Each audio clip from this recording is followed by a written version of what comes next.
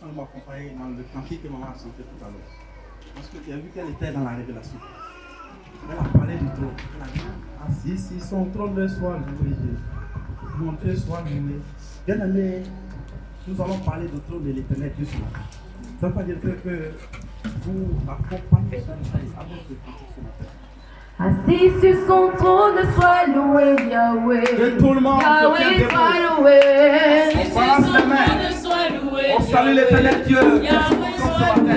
Assis sur son trône, sois loué, Yahweh. Yahweh, sois loué. Assis sur son trône, sois loué, Yahweh. Yahweh, sois loué. Assis sur son trône, sois loué, Yahweh. Yahweh, sois loué. Assis sur son trône, sois loué, Yahweh. Yahweh, sois loué. Assis sur son trône, sois loué, éternel. Yahweh, sois loué. Assis sur son trône, sois loué, Yahweh. Yahweh, sois loué. Assis sur son trône, sois loué. Dieu est assis sur son trône ce matin. Yahweh, sois loué. Il est assis sur son trône. Laisse-moi te dire ce matin. Il a dit, Dieu a dit,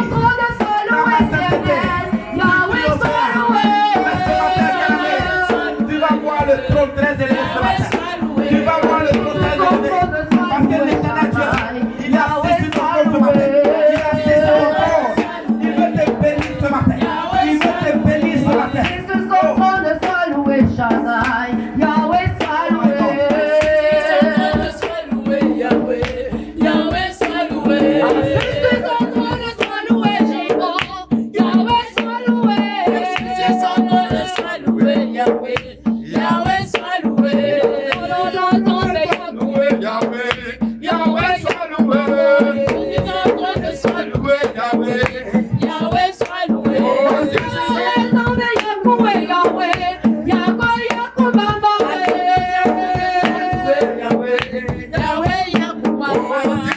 trône, sois loué, Yahweh. Yahweh, sois loué. Yahweh soit loué. Assis sur son trône, sois loué, Yahweh. Yahweh, sois loué. Assis sur son trône soit loué, Yahweh. Yahweh soit loué. Assis sur son trône, sois loué, Yahweh. Yahweh, sois loué. Assis sur son trône soit loué, Yahweh. Yahweh soit loué. Assis sur son trône, sois loué, Yahweh. Yahweh, sois loué. Assis sur ton trône, sois loué, Yahweh. Yahweh, sois loué. Assis sur son trône, sois loué, Yahweh. Yahweh, sois loué. Assis sur son trône, sois loué, Yahweh. Yahweh, sois loué. Assis sur son trône, sois loué, Yahweh. Yahweh, sois loué. Assis sur ton trône, sois loué, éternel. Yahweh, sois loué. Oh Jésus-Christ de Nazareth. Assis sur ton trône, sois loué, papa. Nous voulons voir ta messe ce matin, Seigneur. Assis sur son trône, Nous voulons voir ta messe ce matin, Seigneur. Yahweh, sois Il y a loué. Assis sur ton trône, sois loué, Jéhovah. Yahweh,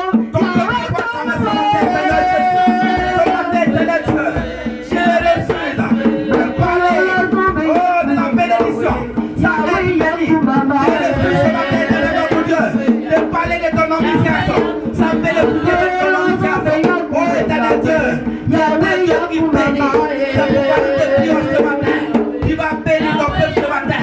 Tu vas bénir le peuple ce matin.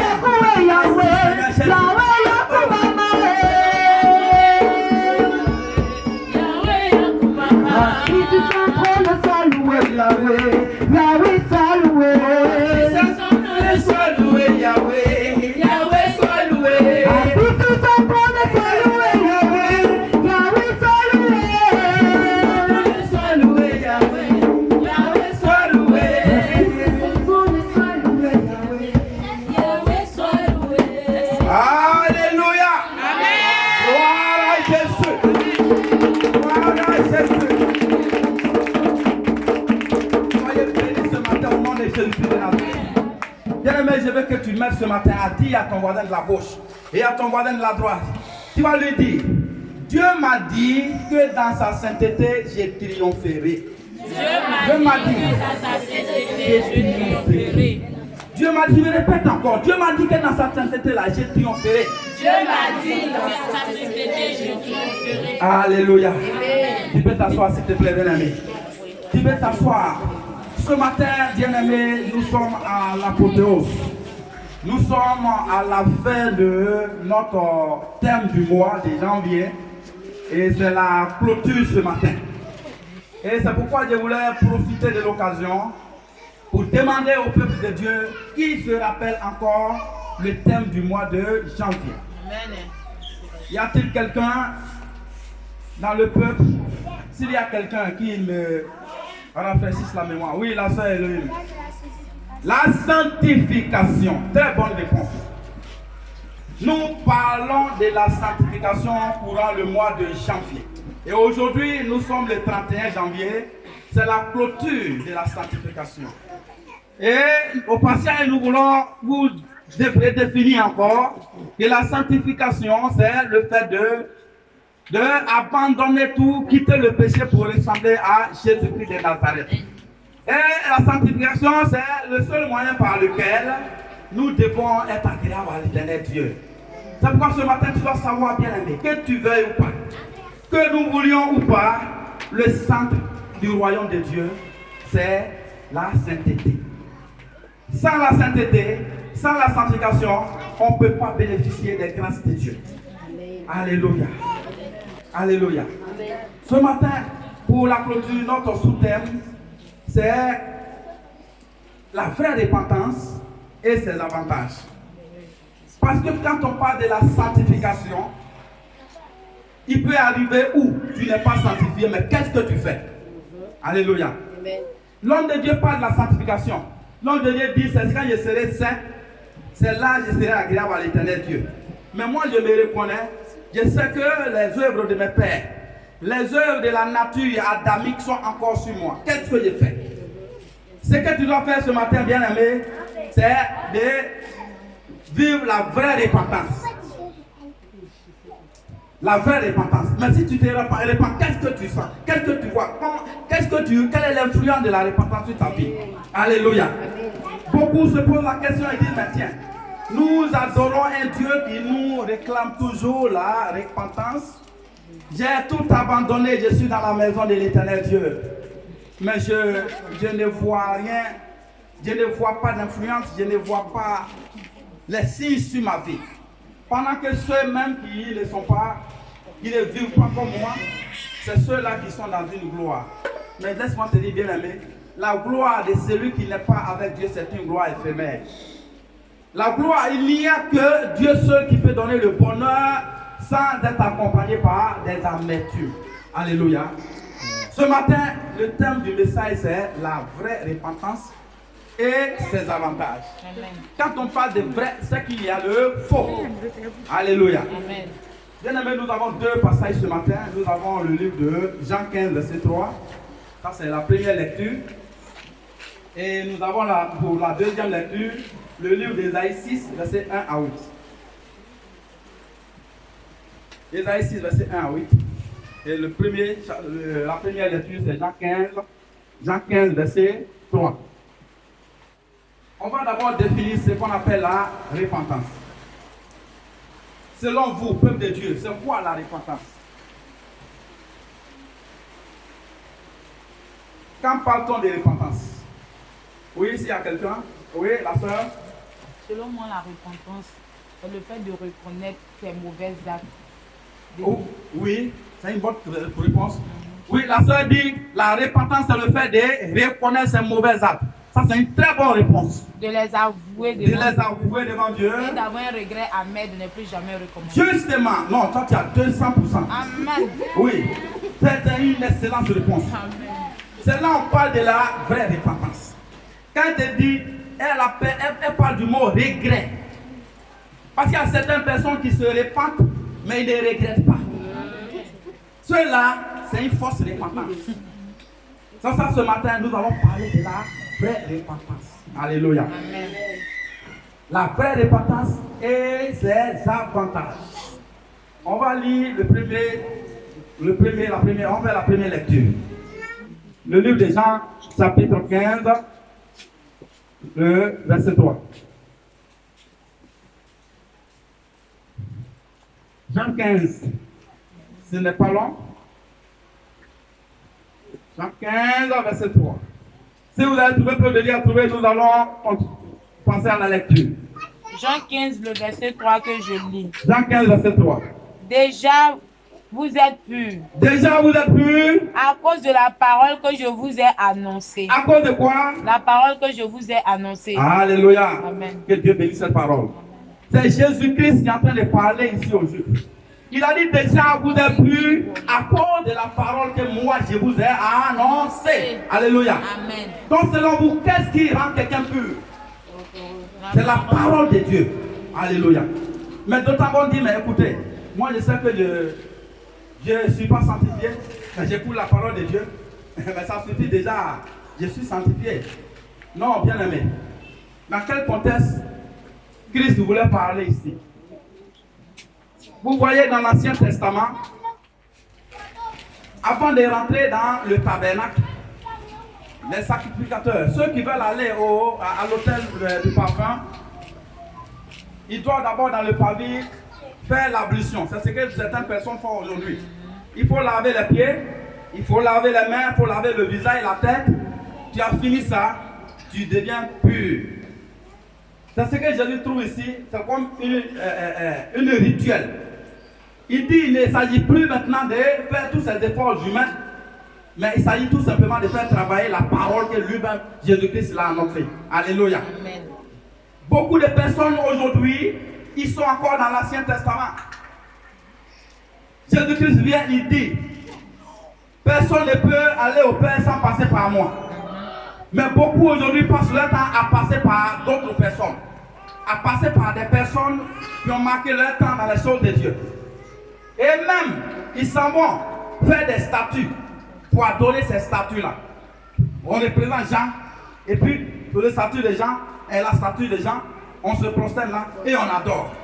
On représente tel, et on adore. Pourquoi? Ils disent que non, comme Dieu est passé par telle personne pour donner une gloire au monde, alors il faut qu'on adore Jean, il faut qu'on adore Élie, il faut qu'on adore ceci, cela. Mais bien aimé, ils doivent se poser la question, ils doivent dire, mais tiens, et le poisson même qui a avalé Jonas là? Il y a un poisson qui a avalé Jonas, et Jonas, le poisson l'a vomi pour qu'il aille à Ninive pour annoncer l'évangile aux Ninivites. Et il y a tout un peuple qui a été, disons, qui a trouvé le salut. Mais pourquoi on ne fait pas statue de poisson pour adorer poisson? Bien aimé, la Bible le dit clairement. Pour des personnes qui sont encore dans ce doute-là, dans cette mentalité, vous devez savoir que la Bible dit dans le livre de Exode 20, verset 4, que nul n'a le droit de représenter les choses du ciel pour les adorer. Les gens le font parce qu'ils se disent que c'est une façon de se rendre pur. Au point même qu'aujourd'hui, les gens ne cherchent même pas la parole de Dieu. Il suffit qu'ils viennent tous les matins, midi, soir pour se prosterner devant leur statue, ça suffit largement. Bien-aimé, laisse-moi te dire que Dieu n'est pas dans les statues. Notre Dieu n'est pas, il a dit, je ne suis pas sur les montagnes. Il dit, on n'adorerait pas notre Dieu sur les montagnes. On n'adorerait pas à Jérusalem. Mais maintenant, c'est en esprit, en vérité. Alléluia. L'esprit en vérité, c'est la parole que Dieu a mis en toi. La parole, le travail que la parole de Dieu est en train de faire en toi, c'est de ça que Jésus-Christ veut parler. Il veut que nous quittions tout ce qui est religiosité. Les efforts humains que nous faisons pour pouvoir atteindre la sincérité. Beaucoup de personnes aujourd'hui se disent quoi? Il suffit que moi, je sois responsable de l'église. Je sois appelé au service de l'église. Tous les mercredis, tous les jours de culte, je suis présent. Tous les jours, en tout cas, je fais le service de Dieu. Je soutiens l'œuvre de Dieu. Cela suffit pour que Dieu là, il me connaisse. Mais Jésus-Christ dit ici que ces efforts humains, ce n'est pas de ça il s'agit. Mais pour être saint, il faut que sa parole qui t'a annoncé te rende saint. Alléluia. Amen. Il faut que la parole te rende saint. Mais comment la parole pourra te rendre saint, bien-aimé? On peut recevoir la parole de Dieu sans la recevoir. C'est pour quelqu'un, par exemple, il doit des loyers. Il a des arriérés de loyers sur peut-être 1 an. Et tu prends tout ce retard-là, c'est ton frère, il souffre, les gens veulent l'expulser de la maison. Il est dans tout ce problème-là, il vient te voir, dans ses pleurs, dans ses détresses. Toi, tu prends ce loyer, ces retards, tu prends ce budget, tu lui donnes. Tu dis, avec ça, tu n'auras plus de problème maintenant de loyer. Mais entre nous, bien-aimés, cette personne, si cette personne prend ce temps pour aller jouer au poker, est-ce que l'argent là a résolu ses problèmes? Alléluia. Si cette personne prend cet argent que tu as donné pour régler le problème de loyer, je dis, prends cet argent-là pour aller jouer à la loterie. Est-ce que cette personne-là est sortie, a été transformée par ton argent? J'ai dit non. Donc si la parole dit, la parole de Dieu dit ici dans le livre de Jean 15, verset 3, que vous êtes sanctifiés à cause de la parole que vous avez, je vous ai annoncé. Ce qui veut dire que seuls sont sanctifiés toute personne qui applique cette parole-là. Toute personne qui reçoit cette parole et que la parole a transformé, c'est de cette personne-là qu'il s'agit. Alléluia. On parle de la repentance ce matin, bien aimé. Beaucoup sont mélangés, mais on est dans le message. Vous allez comprendre, bien aimé. Vous allez comprendre. Il faut partir des détails pour rentrer dans le but du sujet. Mais retenez bien que notre autrice dit aujourd'hui que nous sommes dans la nouvelle alliance. Il ne s'agit pas de se forcer, de se foudroyer, de se fouetter pour être sanctifié. Il ne s'agit pas de faire les efforts physiques, humains pour être sanctifié.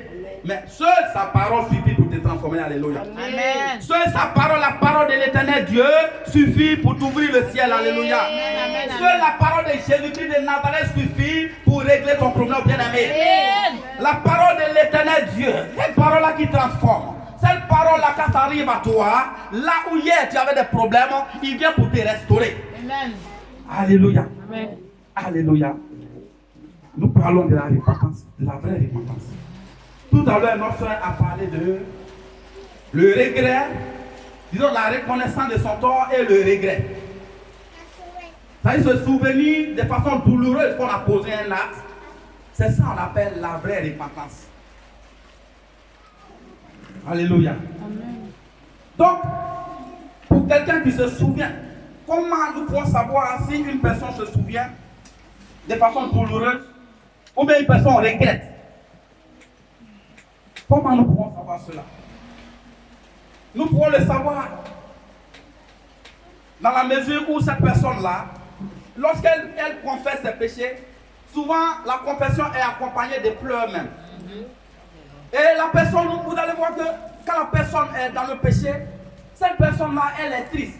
Lorsque la personne arrive dans la maison de Dieu, qu'on lui dit va à ton service, va à ton poste, la personne, dans la grande sincérité, la personne dit à l'homme de Dieu, excuse-moi papa, mais je préfère que vous preniez certaines personnes parce que je ne me sens pas bien aujourd'hui.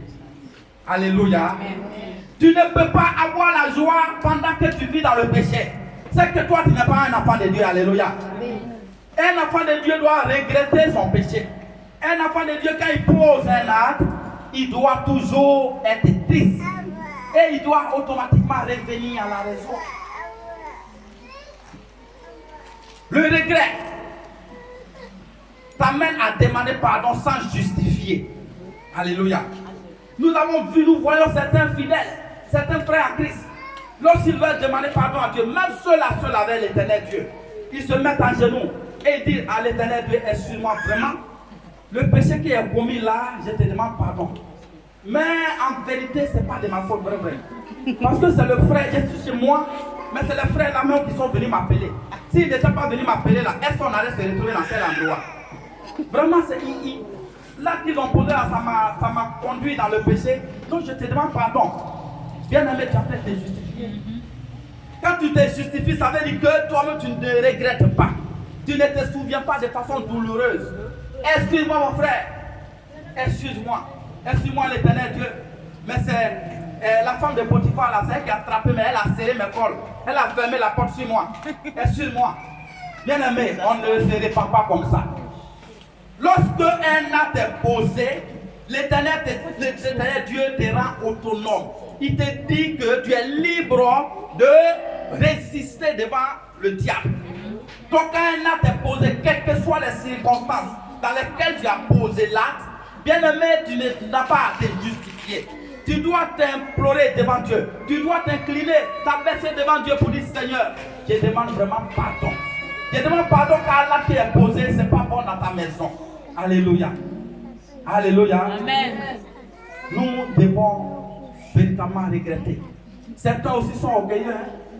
Ils sont orgueilleux. Et pour demander pardon à Dieu, c'est vraiment compliqué.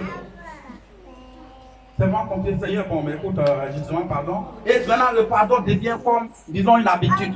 Parce que, bon, tu dois prier, il faut demander pardon à Dieu. C'est comme ça. Il demande pardon à la volée. Pour lui, bon, c'est un Dieu qui est là, qui est prêt à accepter tes pardons à la volée. L'orgueil. Quand on veut demander pardon à Dieu, on doit pleurer. On doit montrer à l'Esprit de Dieu ce que nous regrettons. Alléluia. Il y a aussi la repentance pour un but. Alléluia. Amen. Lorsqu'on se répand, c'est pour un but. On ne se répand pas pour une circonstance. Pour ceux qui prennent note, on se répand pour un but. On ne se répand pas pour une circonstance. Il n'y a pas de circonstance. Pourquoi? Parce que nous avons certaines personnes, leur vie là, soit le type il est dans l'escroquerie. C'est-à-dire sans l'escroquerie, lui, il ne peut pas survivre. C'est-à-dire l'escroquerie, ça fait partie de sa vie, c'est sa nature. Pour certains, c'est le maçon lui-même qui est leur vie. Il ne peut pas mentir. Certaines personnes vendent par exemple pour des patrons. Mais dans la recette là, en plus de l'autorisation qu'on leur donne d'enlever leur nourriture et leur transport, pendant que la dame doit les payer à la fin du mois, mais ces personnes-là profitent pour faire économie dans l'argent de la personne. Mais ils vivent de cela, ils ne peuvent pas changer. Et ces personnes, lorsqu'on arrive à l'église, on dit bon, nous avons 21 jours de jeûne et prière. Et ces personnes, qu'est-ce qu'ils font? Ils font une repentance circonstancielle. Est-ce que vous comprenez de ça? Pendant les 21 jours, ils se repentent, ils abandonnent ce là qu'ils posent. Oh Seigneur, aide-moi, aie pitié. Moi là, je suis une voleuse. Moi là, je suis un voleur. Tous les jours, vraiment, c'est dans ce vol-là que je prospère. Mais comme nous sommes dans les 21 jours, je demande pardon, Seigneur, bénis-moi. Bon, ils veulent que Dieu les bénisse pendant les 21 jours. Parce qu'après 21 jours là, c'est gâté. C'est gâté. Mais la Bible dit ici qu'on ne se répand pas pour une circonstance. Quand tu te répands, c'est pour toujours. Quand tu te répands, tu appelles le sang de Jésus-Christ pour te laver. Le sang de Jésus-Christ doit te laver une bonne fois pour toutes. Le sang de Jésus-Christ doit faire comme un savon que tu prends pour te laver tous les jours. Toujours, toi, tu tombes, tu te laves. Tu tombes dans le péché, tu te laves. Tu te laves. À un moment donné, Dieu voit que c'est de la comédie toujours. Et tu te dis que tu es sanctifié. Quand tu viens dans la maison de Dieu, tu es avec les fidèles, les frères. Tu t'appelles enfant de Dieu, mais Dieu lui-même, il ne te connaît pas. Alléluia. Mais je me suis repenti, non? J'ai pris mon jeûne, j'ai fait 3 jours de jeûne, j'ai demandé pardon à Dieu. C'est que moi là, c'est propre. Moi là, je ne suis pas dans le péché. Si Jésus vient, Jésus ne te connaît pas. S'il vient aujourd'hui, il dit arrière de moi. Je ne t'ai jamais connu. Pourquoi? Parce que tu avais une force repentance. Alléluia. Tu avais une force repentance. On se répand pour un but. Le but c'est quoi? Lorsqu'on se répand, c'est pour ne plus revenir à la même chose. Alléluia. Amen. Tu te répands, tu ne reviens pas à la même chose. Tu te répands pour dire désormais, je ne ferai plus ça, mais je vais commencer à servir, continuer à servir l'éternel Dieu. Prenez l'histoire par exemple de Judas et de Pierre. La Bible dit que Pierre a eu à tomber dans le péché, dans les circonstances de la crucifixion de Jésus-Christ. Mais lorsque le coq a chanté, Pierre s'est rappelé de façon douloureuse de l'acte qu'il a posé. Pierre qui a renié, il a compris que l'acte qu'il a posé c'était un acte regrettable. Pierre s'est mis à pleurer à chaudes larmes. Alléluia. Amen. Et Pierre dans ses pleurs était en train de se repentir. Pour dire même s'il y a lieu que la chose se répète, moi je ne pourrai jamais renier l'éternel Dieu. Si la chose se répète, je préfère aller droit dans ce qui est la gloire de Dieu. Et Pierre, dans ses pleurs, Pierre veut continuer à servir Dieu. Pierre a un but de servir Dieu, de prier pour ses frères et sœurs. Pierre a pour but de évangéliser, d'être la source de bénédiction. Ce qui n'a pas été le cas de M. Judas. Judas, lorsqu'il a posé l'acte, il a constaté que Christ n'a pas disparu dans la main des gens, Judas s'est mis en colère dans son orgueil. Il a jeté d'abord les pièces sur les principaux sacrificateurs et lui, il allait se pendre. Pendant qu'il sait que toute personne qui a versé son propre sang, il sera coupable de son sang. Mais dans son orgueil, il allait pour se pendre. Parce qu'il n'avait pas un but. Parce que son but autour de Jésus-Christ, c'était un mauvais but. Son but autour de Jésus, comme il y a quelqu'un qui vient pour à tout moment faire les miracles et des prodiges, donc pour lui, en tant que businessman, le fait qu'il soit dans le réseau de Jésus-Christ de Nazareth sera une occasion pour faire prospérer son business. Et à chaque fois qu'il va escroquer des gens, au titre de Jésus, lorsque les gens arrivent, on attrape Jésus, il glisse dans sa main. Voilà ce que Judas a fait en vérité dans sa tête. Judas est venu auprès de Jésus-Christ, pas pour le gain, pour gagner les âmes, mais Judas est venu juste pour faire son business. Il est venu faire le business. Et il a essayé pour la première fois. Il s'est dit, c'est lui-même qui a la capacité de menacer l'eau, de menacer le vent. Celui-là, qu'est-ce que les gens peuvent faire devant lui? Celui-là qui a la capacité de ressusciter le mort du 4e jour à Bethanie. Mais attends, qu'est-ce qu'un simple sacrificateur peut faire devant Jésus-Christ de Nazareth? Même si on le met en prison, il sortira de la prison. Même si on l'enferme, Jésus-Christ sortira. Parce qu'il a dit, même si on l'enterre, le 3e jour, il sera ressuscité. Donc, Judas avait cela en tête, s'est dit, c'est un moyen pour se rendre riche. Il n'avait pas un bon but. Donc, Judas, dans son cas, Judas n'a pas regretté. Judas a rejeté l'argent sur les gens parce qu'il n'avait pas un but. Alléluia. Donc, la repentance doit être accompagnée par un but. Lorsque tu te répands, tu dois avoir un but. Alléluia. Quand vous prenez le cas de David, vous allez comprendre. David a connu le péché le plus grave. David a déshonoré la femme de son serviteur. Il allait même tuer le monsieur. Mais lorsque David, par les lèvres du prophète Nathan, David il a reconnu son péché. La Bible dit que David a déchiré sa habits, il s'est couché à même le sol, il a commencé à pleurer pour demander pardon à Dieu. Alléluia. Amen. Alléluia. Amen. Donc le fait de regretter pour David, lorsque David a regretté son péché, mais le regret que David a eu là, ce n'est pas parce qu'il a eu le regret pour une circonstance, mais il a ce regret là, c'est pour un but. Et le but de regret de David, c'était quoi? Le but, c'est de ne plus jamais reprendre le péché qu'il a commis. Quelles que soient les circonstances. Et lorsque vous continuez la lecture dans le livre de Rois, vous allez comprendre que David, lorsqu'il est devenu vieux, ses serviteurs sont allés chercher une jeune fille vierge pour mettre auprès de David pour que celui-là, David puisse véritablement l'entretenir. Et selon le droit royal, David était autorisé à aller avec cette jeune fille. Mais le regret pour un but. David dit, même si c'est le droit royal, moi, je ne peux jamais, en dehors de ma propre femme qui est là, je ne peux jamais connaître toutes ces impuretés. Alléluia. Bien aimé, c'est pour vous te dire ce matin que lorsque tu sors d'un péché, tu te répands, c'est pour un objectif. C'est pour dire jamais, avec le Saint-Esprit, je ne peux plus retourner là où je suis quitté. Alléluia. Amen. Parce que Pierre va dire que lorsque le chien finit de vomir, le chien qui vomit, qui retourne à ses vomissements, sa situation devient encore plus pire que celui-même qui n'a pas vomi. Alléluia. Le péché que tu as laissé là, lorsque le péché est sorti de ton corps, bien aimé, il s'en va avec une grande fureur. Parce que Satan ne peut pas résister à l'air libre. C'est dans le corps humain, c'est dans le corps humain que le diable peut avoir de la place. Donc là où il va, c'est dans une fureur.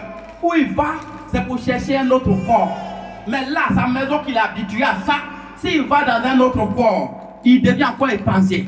Mais si sa propre maison qu'il a laissée, cette maison a encore ouvert les portes, mais Satan ne reviendra pas comme il est parti. Il va faire un recrutement. Alléluia. Amen. Il va faire un recrutement. C'est comme des personnes vous voyez aujourd'hui dans notre monde. Lorsqu'on chasse un chef d'État, c'est lui qui a lutté pour le chasser là. Quand il vient s'asseoir là, quand il est assis comme ça là, bien aimé, tu ne peux pas l'enlever. Tu ne peux pas l'enlever. Il mène des barricades, des choses tellement que quelles que soient les dispositions que tu vas prendre, tu ne peux jamais l'enlever là. c'est la mort qui va l'enlever sur le trône. Et c'est comme ça, Satan. Lorsque tu t'es amusé à dire, moi je vais me débarrasser de toi.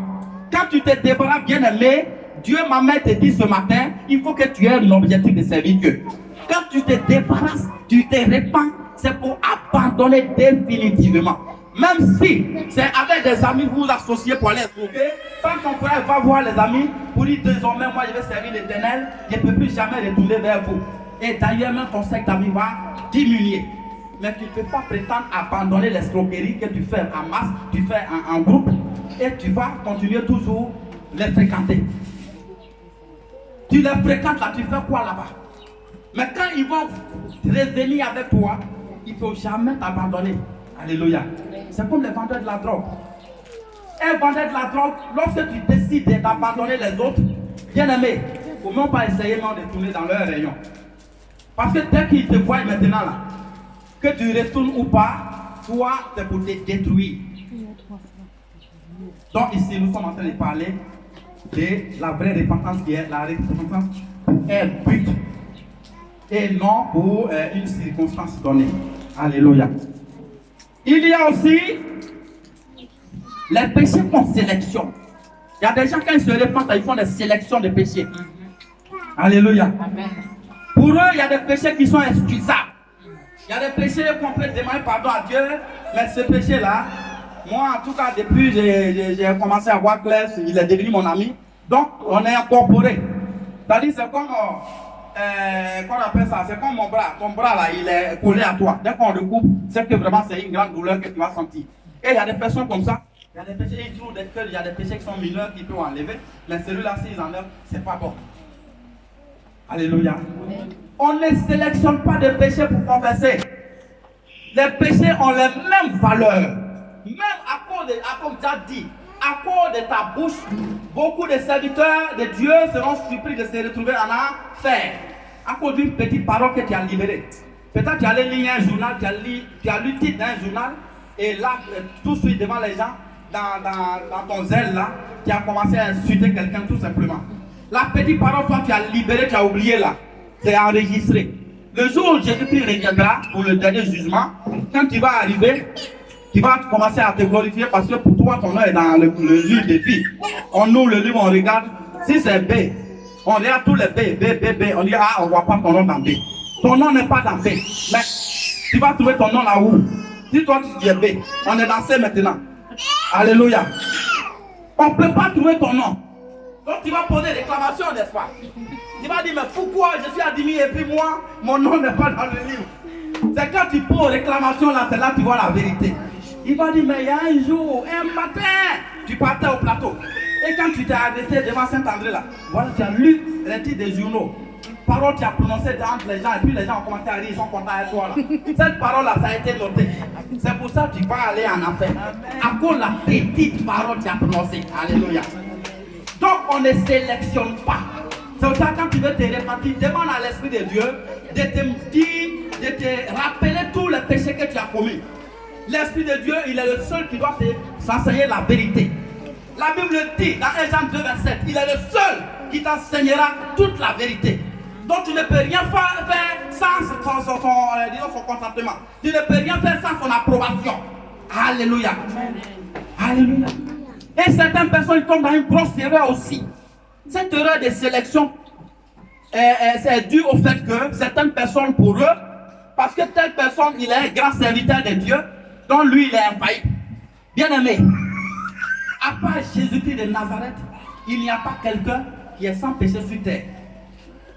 Et c'est cette erreur-là qui touche beaucoup d'enfants de Dieu. Les gens se disent, non, comme lui, c'est un serviteur de Dieu. Et je suis conscient, c'est mon voisin. Je le connais, je sais qu'il est dans tel péché là. Et il y a les preuves. Mais quand il vient, il sert Dieu et puis il n'y a pas de problème. Donc je pense que ce péché là, il est excusable devant Dieu. Et les gens tombent dans cette erreur là. Parce que l'homme de Dieu, ou bien parce qu'un servant de Dieu a commis tel péché. Donc moi, je pense que ce péché là, il est excusable. Donc je l'enlève sur ma liste des péchés que je vais rejeter. Ça c'est une grosse erreur, vous faites nous faisons alléluia. C'est une très grosse erreur. Pourquoi? Parce que vous voyez notre Dieu, son objectif là, c'est le salut des âmes. Alléluia. C'est le salut des âmes qui est l'objectif de notre Dieu pour des missions, les ministères qu'il nous donne. Alléluia. Donc à chaque fois que Dieu trouvera les occasions pour gagner ses âmes à lui, il le fera toujours. Alléluia. Notre Dieu, il a dit, même s'il n'y a pas l'homme pour annoncer mon évangile, s'il n'y a pas l'homme que je peux envoyer, je peux susciter des pierres pour aller faire ma mission. Alléluia.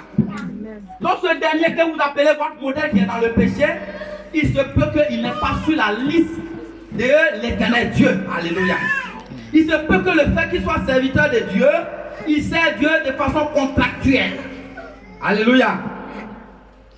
Il n'y a pas de contractuel dans la mesure où Dieu l'a embauché là, juste pour gagner ses âmes. Mais à part cette embauche, Dieu n'a aucun projet pour lui. Et vous allez voir, il vient, quand il prend le micro, il annonce l'évangile, les gens tombent. Ils imposent les mains aux malades, les malades tombent, les gens guérissent. Et au vu du résultat que vous constatez de tel serviteur de Dieu, vous allez trouver que, ah mais tiens, si Dieu le bénit au point qu'il impose la main à quelqu'un et la personne ressort guérison, c'est que le péché dans lequel il est, c'est un péché qui est excusable. Mais bien aimé, c'est une grosse erreur que nous faisons. Tout péché a la même valeur. Tout péché a la même valeur. Il se peut même que toi, ta relation que tu as avec Dieu est plus supérieure que la relation que l'homme de Dieu a avec Dieu. Alléluia. Tu penses que parce qu'il vient pour servir, faire telle œuvre, il vient, peut-être il est, comment on appelle ça, il est diacre de l'église, il est un révérend, un prophète, un ceci, cela. Tu penses que le fait d'avoir ce titre-là, lui, il est trop avec Dieu par rapport à toi? Non. Notre Dieu, il ne regarde pas, comment on appelle ça, au titre, mais il regarde le cœur. Tu peux être un serviteur qui est assis au fond de la salle, mais à cause de ton intimité avec Dieu, à cause de ta repentance sincère, à cause de ta sanctification, bien aimé, Dieu va t'approuver par rapport à celui-même qui passe devant les gens, qui fait tomber les gens. Donc Dieu nous appelle ce matin à ne pas faire la sélection quand il s'agit de faire la repentance. Tous les péchés ont la même valeur. Dieu nous appelle à ne pas imiter quelqu'un dans le péché. Parce que celui qui n'est pas de Dieu pour les actes de son père qui est Satan. Mais celui qui est de Dieu ne peut que poser les œuvres de Dieu. Donc toute personne qui se mettra devant toi, qui viendra en tant qu'ambassadeur de Dieu, si tu sais qu'il est dans un péché bien aimé, ne dis pas parce qu'il est dans le péché que Dieu le bénit. Donc moi aussi je peux aller dans ce péché-là. Et que Dieu, il n'y a pas de problème parce que c'est un péché qui est sans valeur devant Dieu. C'est une grosse erreur que nous faisons. C'est une très grosse erreur. Parce que les relations se diffèrent d'une personne à une autre. Il y a des personnes même, ils ont déconné jusqu'à... Mais le jour, le gars, il est couché au CHU là. Il est couché au CHU, il y a un homme de Dieu qui est en train de passer à côté. Il attrape l'homme de Dieu. Ou bien Dieu même peut orienter un homme de Dieu. Au moins, il est en train de prier pour les grands malades. C'est là, l'homme de Dieu se retrouve avec lui. Il loue sa bouche tout simplement et il demande, homme de Dieu, je demande pardon, j'ai blessé le cœur de Dieu pendant toute ma vie. Le seul jour là, il va au ciel. Pendant que toi, tu te dis non mais écoute, moi je vais profiter de tel. Toi, tu peux tomber par accident. Alléluia. Lui, il a été sur le lit d'hôpital et Dieu, il a bénéficié de la grâce de Dieu à la dernière minute. Mais toi, dans ton cas, tu peux ne pas bénéficier de cela. Tu peux être dans un véhicule, le véhicule va tomber et c'est toi qui prends le pont cassé. Bien aimé, c'est que nous te disons ce matin, l'Éternel Dieu m'envoie vers toi pour dire tous les péchés ont la même dimension devant Dieu. Donc, qu'on n'imite pas quelqu'un dans le péché. Alléluia. C'est une grosse erreur. Alléluia. C'est tout ça qu'on appelle la vraie repentance. C'est tout ça qu'on appelle la vraie repentance. Et un dernier point. Dans la mesure du possible, la repentance doit se faire et avec Dieu et avec les hommes. Alléluia. Dans la mesure du possible. Parce qu'il peut arriver où tu as posé un acte, tu ne vois pas la personne, c'est fini jusqu'à tu demandes pardon à Dieu, il n'y a pas de problème. Alléluia. Mais il y a quelqu'un là, tu es allé, peut-être lui chaque année, il vend son mouton là. pour pouvoir, ou bien chaque mois, il vend un mouton pour aller payer son loyer. Et son mouton qu'il a attaché, il veut vendre pour payer le loyer là. Toi, tu allais prendre un mouton là, tu allais vendre et tu prends là, tu mets sur toi. Il ne paye pas le loyer, les gens sont sur lui. C'est-à-dire, il doit, le propriétaire de maison, le bailleur vient toujours pour emmerder le type. Maintenant, toi, tu crois que vraiment tu veux te repentir parce que la parole de Dieu t'a touché. Tu viens à l'église, pendant que le monsieur est en train de pleurer, il doit là. Toi, tu viens à l'église, oh Seigneur Jésus-Christ, tu viens voir l'homme de Dieu. Vraiment, homme de Dieu. Je te connais dans ma vie.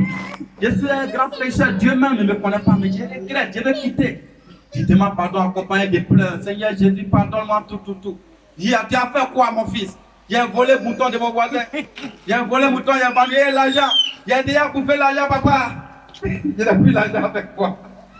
Mais le monsieur est en train de souffrir. Bien aimé, si tu as demandé pardon à Dieu là, doucement, il faut chercher l'argent du monsieur. Tu pars aussi, tu te mets à genoux devant lui. Mon frère, vraiment le type qui a fait été fatigué là, c'est moi, je suis à la base. Pardon, voilà ton argent. Alléluia. Ou bien tu appelles le bailleur, vraiment le monsieur là. C'est moi, je vais payer l'argent d'un peu. Il faut le laisser maintenant tranquille. Et tu vas devant le monsieur, je reconnais, hein, comme il n'est pas là sur moi, tu sais, c'est le diable qui m'a fait ça. Donc, je vais payer ton argent là. Mais je vais te libérer vis-à-vis du monsieur, on n'aura plus à t'emmerder. Donc, quand tu te répands comme ça, répands-toi vers Dieu et vers les hommes dans la mesure du possible. C'est en cela que tu auras la paix. Tu ne peux pas prétendre garder ta soeur ou bien ton frère dans le cœur. Tu t'aides à la personne à poser contre moi là, moi je ne peux jamais oublier. Et déjà même tu as emprisonné la personne dans le cœur. La personne, même quand tu vois la personne, tu ne peux pas parler à la personne. Mais comme vous n'êtes pas dans la même ville, toi tu es ici à Abidjan, l'autre est peut-être à San Pedro, donc cela suffit ici, tu te répands et tu es en communion avec Dieu pendant que tu ne parles pas à l'autre. Bien aimé, Dieu dit, quand tu te répands, faut te répandre vis-à-vis de lui-même et aussi des hommes. Donc la personne à qui tu ne parles pas là, prends ton téléphone, appelle pour dire, ah, on n'a qu'à faire la paix parce que nous sommes des frères, on est appelé à se quitter un jour, ceci, cela. C'est le diable qui rentre au milieu pour nous créer des problèmes. Bien aimé, c'est comme ça que Dieu veut. Dieu ne veut pas qu'il y ait des rancuniers, des grands rancuniers dans sa maison. Dieu ne veut pas qu'on fasse des repentances en partie. Quand tu te répands, après tu dois être sûr que vraiment tu es libéré. Et quand le secret même que l'homme vous devez savoir, bien aimé, le secret c'est que pour savoir que tu es un véritable enfant de Dieu, lorsque tu es dans le péché, tu n'as pas la paix avec toi-même. Tu n'es pas heureux en fait. Tous les jours, l'Esprit de Dieu est en train de te parler. Si l'Esprit de Dieu continue à te parler, tout le monde, il faut sortir de là. Tu vois, tu ne peux pas avoir de machin, tu ne peux pas être libre. Il faut sortir de là. Si l'Esprit de Dieu a le courage encore de te parler, c'est que bien aimé, tu es connu de Dieu. Mais si tu as posé là, tu es dans le péché, et que toi-même tu es content, et personne ne te dit de te faire des reproches, ça veut dire à force de faire des récidiver, de pécher, l'Esprit de Dieu m'a donné dos maintenant. Parce que le péché ne cohabite pas avec l'Esprit de Dieu. Lorsque l'Esprit de Dieu est là, que le péché est là, il est triste. Donc l'Esprit de Dieu ne peut que vivre dans la pureté. Tant qu'il n'y a pas de pureté dans ta vie, l'Esprit de Dieu se retire. Donc quand il vient à ton oreille pour dire, il faut sortir de là, pardon. Je te demande pardon, tu vois, tu as fait ça là, c'est pas bon. Voici ce que Dieu a dit. Il faut quitter. Ça veut dire que lui-même, il est encore avec toi, il ne veut pas partir. Alléluia. On t'appelle au quartier, face to face. C'est-à-dire, comment les gens ont l'habitude d'appeler même. C'est toi, on ne peut jamais te provoquer en fait. On t'appelle chien méchant. C'est-à-dire que quelqu'un t'a manqué de respect, il va boire pour son compte direct. Il n'y a pas à faire de dire demain ou après demain. Donc ça peut être même que tes voisins te connaissent. Quand les gens commencent à te manquer de respect, oh, est-ce que vous connaissez la soeur? Ah, c'est celle-là que vous êtes en train de provoquer. Ah, ça là, je ne vous ai pas vu. Oh. Je ne vous ai pas vu. Vous dites que quoi? Tout le monde, on te respecte et toi tu es content. Tu te dis non, moi, bien sûr, on ne joue pas avec moi. On ne joue pas sur mon chemin. Mais laisse-moi te dire ce matin, bien aimé, que Jésus-Christ de Nazareth dit, si on joue avec ta joue gauche, il faut donner ta joue droite. Amen. Alléluia. Amen. Ta joue gauche, là, si on tape ça là, il faut donner l'autre. C'est en cela on te dit que tu es un enfant de Dieu. Amen. Alléluia. C'est ça qu'on appelle la paix. Mais beaucoup se posent des questions. Si je me répands, qu'est-ce que je gagne? Depuis longtemps, je ne me répare, mais je ne gagne rien, je suis là. Bien aimé, laisse-moi te dire qu'il se peut que ce que tu appelles repentance, ce n'est pas la vraie repentance. Alléluia. Donc ce matin, si tu as écouté ce message, tu dois faire un retour en toi-même pour savoir est-ce que ce que je fais tous les jours là, ce que je fais tous les jours, j'appelle repentance là, est-ce que c'est une véritable repentance? Et tu vas vraiment peser les pour et les contre et tu vas faire une sincère repentance pour que véritablement tu sois en connivence avec l'éternel Dieu. Alléluia. Amen. Parce qu'il a dit, tu as dit à ton voisin de gauche et de droite tout à l'heure, tu as dit, Dieu dit que dans sa sainteté, je triompherai. Alléluia. Amen. Nul ne peut voir le trône très élevé tant que tu n'as pas abandonné cette chose-là qui te met en colère avec Dieu. Amen. Tu ne peux pas voir la gloire de Dieu, bien-aimé, tant que ce que Dieu veut que tu abandonnes là, tu n'abandonnes pas. Amen. Il y a des jours, l'Esprit de Dieu parle toujours à ton oreille. Il dit, sors de cette chose-là. Toi seul, tu le connais, tu sais de quoi il s'agit. Des mois, des années. Dieu peut faire quelque chose dans ta vie. Il dit, ta vraie vie, tu ne peux jamais vivre ta vraie vie tant que tu n'es pas là où tu devais être. Alléluia. Amen. Là où tu devais être, c'est la sanctification. Amen. Là où tu devais être, c'est d'abandonner tout de toi-même. Là où tu devais être, c'est de changer de vie. Amen. Là où tu devais être, c'est d'abandonner, de présenter la tombe de ton péché. Amen. Là où tu devais être, c'est de présenter la tombe de ce que tu impliques Dieu. Dieu veut te bénir ce matin. Amen. Il est temps pour que Dieu te parle aussi, bien-aimé. Frères et sœurs, il est temps pour que tu voies la gloire de Dieu. Amen. Dieu veut tout faire pour que tu sois avec lui. Il veut tout faire pour te bénir. Il veut tout faire pour t'élever. Il veut tout faire pour te donner le courir. Mais il y a quelque chose qui le bloque. Ce qui bloque ton Dieu ce matin, c'est la chose. La chose qui te met en colère. La chose qui a créé la guerre entre Dieu et toi depuis très longtemps. Tu le sais, mais tu ne veux pas sortir de là. La chose que tu impliques Dieu, c'est ce qui tu attends pour ouvrir le ciel. Alléluia. Amen. On va lire ce matin et vous allez comprendre comment est-ce que Ésaïe a vu le ciel ouvert. Bien aimé, tu vas prendre le livre d'Ésaïe 6, verset 1 à 8. Nous allons lire, on va faire la lecture ce matin.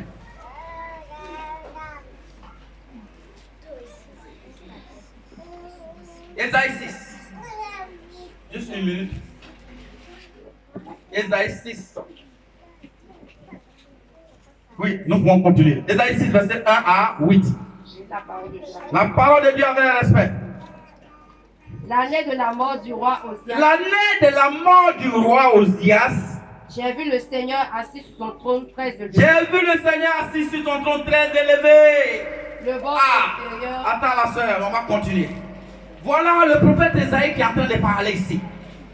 Il dit, c'est le jour que Osias, le roi Osias, lui, il est mort. C'est là, moi, j'ai vu le ciel ouvert. J'ai vu l'Éternel Dieu assis sur le trône très élevé. Alléluia. Amen. Mais il a fallu que quelqu'un meure pour que Ésaïe puisse rentrer dans les grandes dimensions avec l'Éternel Dieu. Il a fallu la mort, la tombe du roi Osias pour que Ésaïe puisse commencer à bénéficier de toutes les promesses venant du ciel. Alléluia. Amen. Qui est Osias? Osias c'était un grand roi de Juda. Osias c'était un roi. La Bible déclare ici que Osias a régné pendant 52 ans. Là où le grand David n'a pas fait 52 ans. Osias c'était un grand roi. Amen. Osias, il avait autour de lui 300. Il avait près de 300 et quelques soldats. 300 000. 307 500 soldats. Osias n'est pas n'importe qui. Mais il a fallu que Ésaïe présente la tombe d'Osias pour que le ciel soit ouvert. Bien aimé, qui est Osias pour toi ce matin? Osias, c'est le péché redoutable que tu ne veux pas laisser. Mais Dieu m'envoie te dire ce matin, tant que tu n'as pas présenté la tombe de ton Osias, tu ne verras pas le ciel ouvert. Amen. Amen. Tu ne verras pas le ciel ouvert. Amen. Dieu peut te parler aussi comme il parle aux autres. Amen. Dieu peut venir à toi aussi comme il vient à d'autres personnes. Mais il y a quelque chose qui l'empêche. C'est ton Osias qui l'empêche. Amen, amen. C'est ton Osias qui l'empêche. L'avantage, quels sont les avantages de la vraie repentance? C'est ce que nous sommes en train de voir maintenant. Pour ceux qui prennent note. On va continuer la lecture. La Bible dit qu'il a vu la tombe. C'est la tombe, à partir de la tombe, que le ciel ouvert, qu'il a vu un trône très élevé. Il y a des personnes qui viennent dans la maison de Dieu. La présence de Dieu est là. Mais ils ne sont pas conscients que la présence de Dieu est là. Alléluia. Ils ne peuvent pas voir la présence de Dieu. Pourquoi? Parce que leur audience n'est pas encore enterrée. Ils n'ont pas fait le deuil de leur péché. La présence de Dieu est là. Alors que quand la présence de Dieu est là, ta vie doit changer. Alléluia. À chaque fois que tu rencontres Dieu, à chaque fois que tu rencontres Dieu, ton péché va tomber. La malédiction va tomber. Mais Dieu vient à toi. Il est présent devant toi ce matin. Mais tu n'es pas conscient qu'il est présent. Parce que tu vois noir. Le voile n'est pas déchiré. Le voile est encore là. Pourquoi? Parce que tu n'as pas fait le deuil de ton péché. Alléluia. Amen. On va lire, bien-aimé. Le bord inférieur de son vêtement remplissait le temps. Le corps, ça dit maintenant, c'est avec la précision.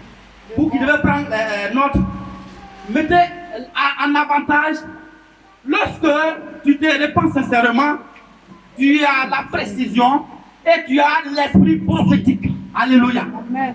Tu as l'esprit prophétique, même si tu n'es pas prophète. Ok. Voici le prophète Esaïe qui va faire une description maintenant. Pendant que le prophète Esaïe a présenté la tombe du roi Osias, voilà que le voile est déchiré, le prophète Esaïe voit clair maintenant. C'est là il va voir que celui qui est assis sur son trône, il n'est pas n'importe qui. Celui qui est assis sur ton trône, il a rempli le temple. Alléluia. Celui qui est assis sur ton trône, on appelle le rédempteur. Celui qui est assis sur ton trône, on appelle le frère de paix. Celui qui est assis sur ton trône, on appelle l'ancien des temps. Celui qui est assis sur ton trône, on appelle l'étoile du brillant du matin. Il a mis fin du commencement avec précision. Les avantages de la vraie repentance, c'est la précision et l'esprit prophétique. Écoutez Esaïe. Des séraphins se tenaient au-dessus de lui. Les séraphins se tenaient au-dessus de lui. Ah, tiens, qui a dit à Esaïe que c'est des séraphins? Qui a dit à Esaïe que c'est des séraphins? Il y a beaucoup d'anges au ciel. Mais la Bible déclare que les séraphins, ce sont les anges qui sont tellement proches de l'éternel Dieu. Il y a beaucoup d'anges. Mais ces anges-là sont des anges vraiment spéciaux. C'est les anges qui sont proches de l'éternel Dieu. C'est pourquoi il va vous dire dans la lecture qu'ils ont 6 ailes. Qui a dit qu'il a 6 ailes? Oh my God. Faut continuer la lecture. Ils avaient chacun 6 ailes. Alléluia. Alléluia. Il n'y a que les séraphins seuls qui peuvent avoir 6 ailes. Pourquoi 6 ailes? Parce qu'il y a 2 ailes. Tellement ils sont proches de l'éternel Dieu. La Bible dit que l'éternel Dieu c'est le feu dévorant. Tu ne peux pas approcher l'éternel Dieu. Tu ne peux pas voir la gloire de l'éternel Dieu. Quand la gloire de l'éternel Dieu vient dans ta vie, tout ce qui est démon doit déménager définitivement. Alléluia. Oh my God. Oh my God. C'est les 2 ailes des séraphins fermaient le visage des séraphins pour que la gloire de Dieu, la lumière de Dieu ne soit pas un danger pour les séraphins. Alléluia. Et les 2 autres ailes qui suivent, ces 2 autres ailes permettent aux séraphins de voler très haut. Alléluia. Les 6e, les 2 autres ailes sur les 6 fermaient les pieds des séraphins pour que les ailes qui les suivent. Parce que quand tu es en contact avec Dieu, la lumière de Dieu ne fait que se répandre sur toi. Quand la lumière de Dieu se répand sur toi, tous ceux qui sont autour de toi sont frappés par cette lumière. Alors, comme notre Dieu, il était un Dieu de justice, il était un Dieu complet. Il a prévu les deux ailes pour fermer les pieds des séraphins, au point que même les autres anges ne soient pas frappés par la lumière. Il réchasse sur les séraphins. Alléluia. Alléluia. Mais qui a dit ça? Qui a montré ça à Esaïe? Pourquoi Esaïe connaît tous ces détails? Parce que Esaïe venait de recevoir une notion prophétique. Parce que Esaïe, il y a l'esprit prophétique qui s'est emparé d'Esaïe. Pourquoi Esaïe est dans la précision? Pourquoi Esaïe a l'esprit prophétique? Parce que Esaïe a présenté la tombe du roi Osias. Alléluia. Alléluia. Alléluia. On continue la lecture. Il se criait l'un à l'autre. C'est, et l'éternel s'arrête là. Alléluia. C'est les anges maintenant qui crient. C'est l'éternel. Bien aimé, ils n'ont pas dit maison, maison, maison, c'est l'éternel. Ils n'ont pas dit, bien aimé, travail, travail, travail, c'est l'éternel. Ils n'ont pas dit que quand tu viens à l'éternel, c'est travail, travail, travail seulement. C'est maison, maison. Mais il dit, le centre du royaume de Dieu, c'est la sainteté. C'est pourquoi les séraphins disent Saint. Bien aimé, qu'on veuille ou pas, sans la sainteté, tu ne peux pas voir la gloire de Dieu. Mais tu ne peux ou pas, sans la sainteté de Dieu, tu ne peux pas voir la gloire de Dieu. Alléluia. Dieu veut te bénir. Il y a des années que tu as souffert pour un problème Le problème que Jésus-Christ, il a éliminé il y a longtemps. Il y a des années qui a été souffert pour un problème que Jésus-Christ a déjà accompli à la croix de Golgotha. Mais le problème, il est là. Toi, tu pleures tous les jours. Tu vas de prophète à prophète. Tu vas d'homme de Dieu à homme de Dieu. Mais laisse-moi te dire ce matin, la Bible déclare que si tu vis dans la vraie repentance, tu opères dans une dimension prophétique sans être prophète. Alléluia. Tu opères dans une dimension prophétique sans être prophète. Alléluia. Dieu même, bien-aimé, il te parlera. Il te donnera les détails. L'homme de Dieu peut attendre de donner un message. Mais bien-aimé, si tu es dans un esprit prophétique, si tu es en connivence avec Dieu, si tu es dans une repentance sincère, bien-aimé, il y a des choses que Dieu te communique à toi-même, que Dieu ne communiquera jamais à ton homme de Dieu. Il y a des détails que Dieu te donnera toute ta vie, qu'il ne donnera pas à quelqu'un d'autre. Pourquoi? Parce que tu as fait le deuil de ton péché. Alléluia. Alléluia. Il est la fin dit c'est. Parce que c'est la sainteté qui fait Dieu. On continue la lecture. Au verset combien? Nous sommes au verset. Bon, ça, on va au verset 4 maintenant. Oui. Les montants des morts se sont mis à trembler à cause de la voix qui retentissait et le temple a été rempli de fumée. Le temple a été rempli de fumée. On continue la lecture. Alors j'ai dit, malheur à moi. Malheur à moi. Je suis perdu. Je suis perdu. Car je suis un homme aux lèvres impures. Je suis un homme aux lèvres impures. J'habite au milieu d'un peuple aux lèvres impures. J'habite au milieu d'un peuple aux lèvres impures. Bien aimé, on va continuer là. Tu vas t'arrêter un peu. C'est le prophète Esaïe. Lorsque la lumière de Dieu, la gloire de Dieu vient à Esaïe, la parole de Dieu qui est la lumière, la parole de Dieu qui est la puissance du Saint-Esprit, lorsque cela arrive à Esaïe, Esaïe ne peut pas résister devant le péché qu'il gardait depuis fort longtemps. Alléluia. Bien-aimé, si la parole de Dieu t'affranchit, tu seras réellement libre. La parole de Dieu vient à toi. La parole de Dieu vient à Esaïe et il dit, moi je suis un grand serviteur, mais mes lèvres sont impures. C'est les lèvres là qui vont m'envoyer en enfer. Ce sont les lèvres. Je n'ai pas honte de parler de mes lèvres devant les anges de Dieu. Je n'ai pas honte de parler de mes lèvres impures devant les ambassadeurs, devant Dieu. Alléluia. Il a été sincère. Il n'a pas dit à cause de mon galon, à cause de mon titre, je préfère accepter puisque la lumière est déjà là. Mais il a été clair. Il dit, moi, le péché mignon qui est dans ma vie là, le péché pour lequel Dieu me fait la guerre, chaque année, et puis je ne vais pas quitter là, ce n'est rien d'autre que mes lèvres qui prononcent des choses impures. Alléluia. Pour Esaïe, c'est les lèvres qui sont impures. Mais pour toi, ça peut être le mensonge. Pour toi, ça peut être le cœur qui est sale. Pour toi, ça peut être ton esprit qui ne pense pas bien. Pour toi, ça peut être ton cœur qui garde des rancunes. Pour toi, ça peut être, bien-aimé, des pieds qui vont toujours dans les lieux qui ne glorifient pas Dieu. Bien-aimé, Esaïe a été clair sur son péché. Il n'a pas tourné en rond. Il a dit son péché parce que l'Esprit de Dieu a toujours parlé au sujet de ce péché-là. Bien-aimé, là où tu es assis, je déclare ce matin que le péché pour lequel l'Esprit de Dieu t'interpelle tous les jours, à partir de l'instant T, pendant même que la parole passe, que ce péché soit ôté de ta vie au nom de Jésus-Christ. Que le péché quitte ta vie au nom de Jésus-Christ. Parce qu'il est temps maintenant pour que tu vives la gloire de Dieu. Il est temps maintenant pour que Dieu te parle aussi. Il est temps maintenant pour que Dieu te touche aussi. Oh Seigneur Jésus-Christ, tu vas toucher ton peuple ce matin. Et regarde bien aimé, Jésus-Christ arrive. Au moment où il doit aller chez le sacrificateur, il devait aller chez le chef de la synagogue qu'on appelle Jairus, même un grand de la synagogue. Il attendait que Jésus-Christ vienne physiquement pour que ses problèmes soient réglés. Mais il y a une femme qui perdait du sang depuis fort longtemps. Cette femme-là, elle a reçu l'esprit prophétique. Alléluia. Elle a dit, tout ce qui sort de Dieu doit changer ma vie. Au moment où les gens ils vont faire bloc en haut. Ils ont bloqué le visage de Jésus. Ils ont bloqué ses mains, ils ont bloqué tout. Elle a dit, tout ce qui sort de la présence de Dieu doit me changer. Alléluia. Alléluia. Quand Christ est présent dans ta vie change automatiquement. Cette femme n'a pas hésité. Elle a dit, ce qui sort de Dieu doit me changer. Et elle a touché tout simplement le ban de la robe de Jésus-Christ. Alléluia. Cette foi qu'elle a eue, cette option prophétique qu'elle a eue, a touché même le cœur de Dieu. Il a dit, mais qui m'a touché? Qui m'a touché, bien-aimé? Qui m'a touché? Bien-aimé, si tu as l'esprit prophétique, tu es en connivence, tu es dans la vraie sanctification. Bien-aimé, tes prières ne sont pas vaines. Tes pensées vers Dieu ne seront pas vaines. Ta décision, ta demande vers Dieu, c'est avec précision. Il y a des personnes, quand ils arrivent, font leur demande, ils déposent leur dossier.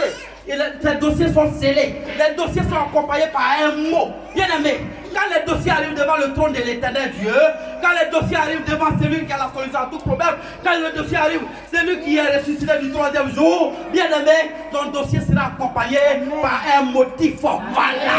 Alléluia. Beaucoup de personnes ont touché Jésus-Christ ce jour-là. Beaucoup ont touché Jésus-Christ. Mais il a fallu cette femme seule pour que Jésus-Christ puisse réagir. Parce qu'elle n'a pas touché Jésus-Christ avec sa main physique. Mais elle a touché Jésus-Christ avec ce que l'esprit de l'ancien des temps a mis à l'intérieur d'elle. Elle a touché Jésus-Christ à cause de l'esprit que Jésus-Christ de Nazareth, lui-même par sa compassion, a mis en elle. Bien aimé, je viens te dire ce matin, je refuse ce matin que tu parles à des gens de la bienveillance de Jésus. Tant que tu n'as pas bénéficié de cela, je refuse ce matin que tu parles de la compassion de Jésus-Christ. Tant que tu ne vis pas cela, un chrétien, un enfant de Dieu, doit vivre la compassion de Dieu. On a un Dieu qui est un Dieu de compassion.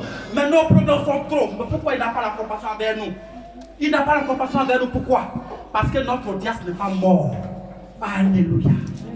Osias empêche notre Dieu de venir subvenir à notre besoin, de venir régler nos problèmes. Ici, la Bible est en train de dire qu'Ésaïe est dans la précision. Parce que Ésaïe opère dans la dimension prophétique. Cette dimension-là qui est donnée par celui-là même, qui est divin. Alléluia. Alléluia. On va continuer. Mais je vais compter juste une petite histoire. On était dans une église.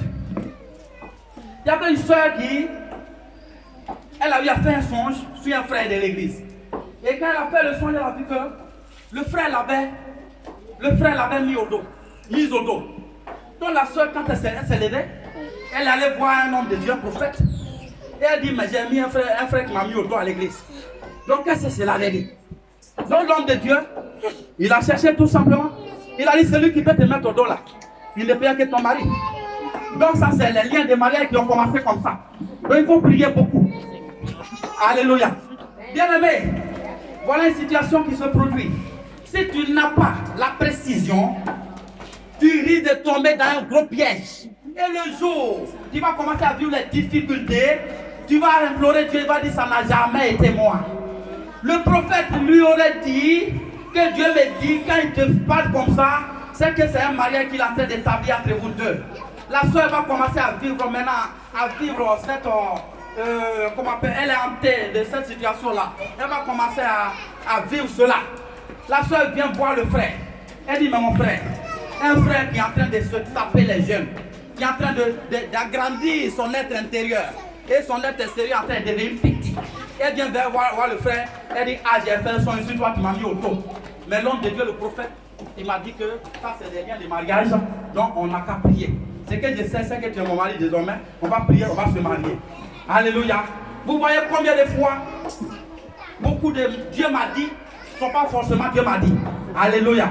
Mais il a fallu que le frère qui soit en face, qu'il n'est ni prophète, qu'il n'est ni pasteur, ce frère soit animé d'une dimension prophétique pour qu'il aille apporter une correction à ce qui est sorti de la bouche d'un prophète. Alléluia. Amen. Et le frère va dire à la sœur, regarde, lorsque nous étions en Égypte, il y a Joseph qui a dit à Pharaon que lorsque tu fais ce songe, voilà ce qui va arriver, Pharaon a appelé Joseph, pourquoi? Parce que Joseph seul, en Égypte, il avait l'esprit de Dieu sur lui. Mais maintenant que Jésus-Christ est mort à la croix de Golgotha, il a dit que le voile est déchiré. L'esprit qui interprète les révélations, l'esprit qui interprète les songes et les visions, cet esprit, il est à l'intérieur de toute personne. Il n'a pas besoin qu'un prophète me dise quelque chose. Il n'a pas besoin que quelqu'un vienne m'expliquer mon songe. Si Dieu m'a révélé quelque chose, je demande à l'éternel Dieu, ton esprit que tu as mis en moi, qu'il m'explique à l'heure et à l'âge de quoi tu veux me parler, l'éternel Dieu. L'éternel Dieu va te rassurer. Et le frère, étant assis dans la révélation, dans la dimension prophétique, il va dire à la soeur, regarde la soeur, si tu vois deux véhicules, un en train de tirer l'autre, qu'est-ce que tu peux penser? Si tu vois un véhicule qui est en train de tirer l'autre, qu'est-ce que tu peux dire? On peut dire que le premier véhicule a un moteur qui est en forme et le dernier a un moteur en panne. Du coup, celui qui est devant, il ne fait que dépanner l'autre. Alléluia. Lorsqu'on met un enfant, quelqu'un au dos, c'est celui qui est bébé qu'on met au dos. Donc spirituellement, Le frère, il est un peu avancé spirituellement et toi, tu es bébé spirituel. Donc la connexion va te faire booster ta vie spirituelle. Alléluia. La soeur s'est mise en colère. Pourquoi? Parce que le frère est en train de douter de ce qu'un homme de Dieu aurait dit. Mais là, tu as déjà oublié que quand tu as une dimension prophétique, tu n'as pas oublié de porter le son des prophètes. Mais tu opères dans la dimension prophétique. Et tu peux même dire à un homme de Dieu, oui, ce que tu viens de dire là, c'est vrai, mais voilà ce que Dieu m'a dit d'ajouter dessus. Alléluia. Alléluia. Alléluia. Et le même frère, on va continuer la lecture. Le même frère se retrouve dans un autre milieu avec encore un autre prophète. Et ce frère-là, comme c'est dans son habitude de se bombarder avec les jeunes et prières. Bien aimé, c'est ce que je vous exhorte ce matin aussi. Les jeunes et prières viennent pour développer notre être intérieur. Une fois ton être intérieur, ton esprit est développé, ton âme est développée, bien aimé, tout ce qui viendra vers toi, tu auras le discernement. Alléluia. Amen. Le frère, il arrive dans un autre milieu avec un autre prophète. Le prophète, il constate que il y a des gens spirituellement qui viennent attaquer le frère. Les gens étaient en masse, ils avaient des gourdins, des machettes, des ceci, cela, des chars, des combats. Ils viennent attaquer le frère. L'homme de Dieu sort de sa maison le matin, il va faire parler au frère. Mais attends, on vit avec toi ici là, nous prions pour toi, tous les jours on prie pour toi. Mais quand tu es dans le péché là, il faut venir nous dire que tu es dans le péché. Tu vis dans le péché, voilà les gens qui t'attaquent maintenant. Ils veulent te tuer maintenant. Et vous êtes dans le péché là, demain vous allez mourir. Et puis on dit, on nous lit le prophète, on est avec lui, et puis il ne voit rien, les gens meurent. Voilà par là il va faire au frère. Mais le frère, avec la précision et la dimension prophétique qu'il a reçue de l'ancien des temps, qu'il a reçu de l'étoile brillante du matin, qu'il a reçu du roi des rois, qu'il a reçu du ressuscité du qu'il a reçu de Jésus-Christ de Nazareth, qu'il a reçu de Jéhovah Rapha, il va prendre cette précision et il va dire à l'homme de Dieu tout doucement. Mais qu'est-ce que dit la parole de Dieu? Ils nous feront la guerre, mais ils ne vont jamais nous faire. Amen. Dans le Matthieu chapitre 4, Jésus-Christ qui est le Fils par essence de Dieu, il a été attaqué après 42 de gêne. Mais c'est parce que Jésus-Christ est sans péché, il a résisté. Ils nous feront la guerre. Ce n'est pas parce que tu es prophète qu'on ne va pas t'attaquer. Si les gens attaquent, Dieu sait pourquoi il a permis. Ce n'est pas parce que Dieu a libéré le peuple d'Israël qu'il n'y a pas un combat qui va les suivre dans la mer rouge. C'est Dieu qui les a libérés. Mais ce Dieu-là, il était là. Et puis, par son armée, ils les ont suivis. Ils nous feront la guerre. Mais le Dieu que nous adorons, il dit si lui, il a ouvert la mer rouge, il va maintenir la mer à ce qu'on passe. Alléluia. Amen. Et le fait d'ouvrir la mer rouge comme un bonheur pour nous, c'est lui qui n'a pas de Dieu. Quand il rentre dans ce bonheur, le bonheur que Dieu nous a donné devient une source de malédiction pour lui. Alléluia. Amen. Alléluia. Révélation, l'onction, la dimension prophétique, elle est très importante.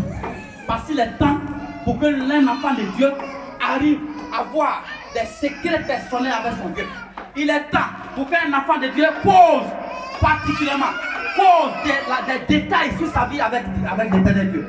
L'homme de Dieu va revenir le soir. Il va, oh le frère, tu as raison. Dieu m'a parlé encore. Mais Dieu t'a dit quoi maintenant? Non, Dieu me dit, laisse-les venir. Quand ils vont arriver à toi, là, ils vont voir la gloire de Dieu. J'ai dit, mais attends, vous comprenez combien de fois le ainsi dit le Seigneur n'est pas véritablement ainsi dit le Seigneur? Ce n'est pas de nos jours, ce n'est pas tous les ainsi dit le Seigneur qui sont les ainsi dit le Seigneur. Donc si toi, c'est enfant de Dieu, tu n'as pas à faire communion avec l'éternel Dieu, c'est lui-même que tu appelles l'homme de Dieu, il va te mettre dans une situation, au moment où tu es en train de vivre les conséquences, quand tu l'appelles, il va dire, mais ma fille, il faut prier. Mais il faut lui dire de prier au départ. Mais tu ne dis pas ça, tu dis Dieu m'a dit. Mais Dieu t'a dit là. Voilà ce que c'est en train de donner. Mais pourquoi nous sommes victimes? Parce que nous n'avons pas de relation personnelle avec Dieu.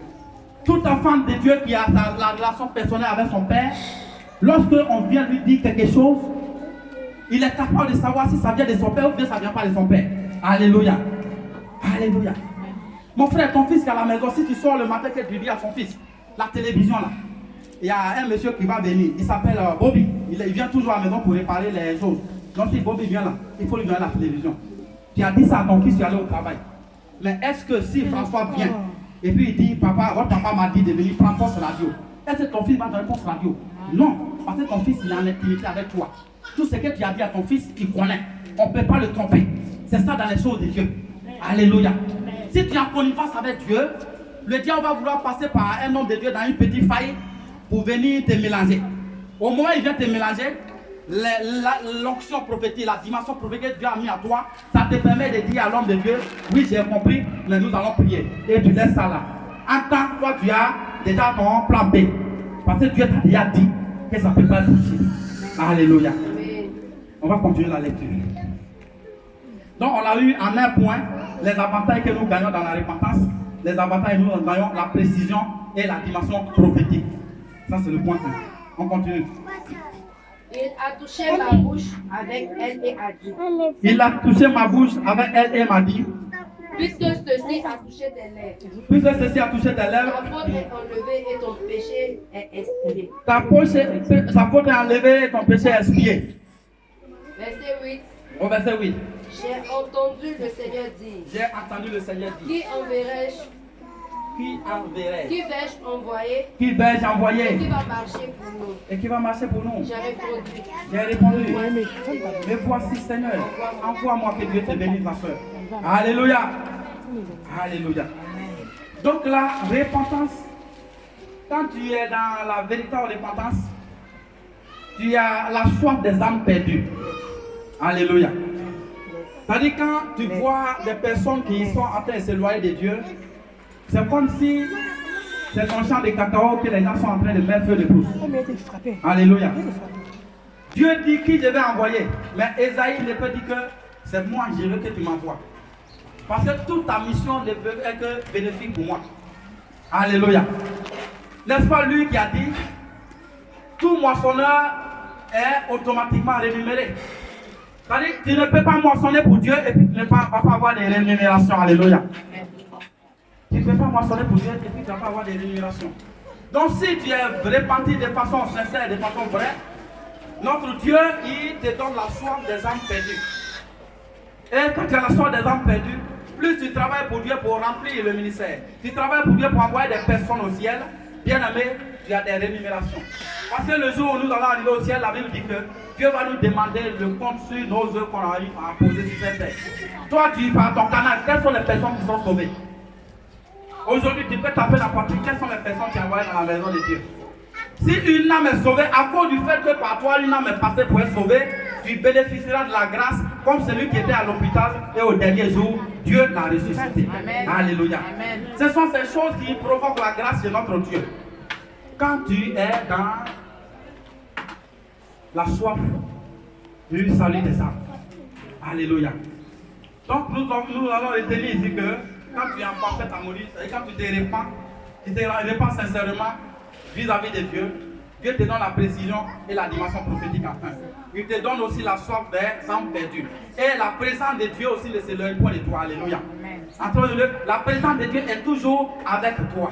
Amen. Parce que Moïse, lorsque Dieu a dit à Moïse, il a dit prends mon peuple et conduis-le à Canaan.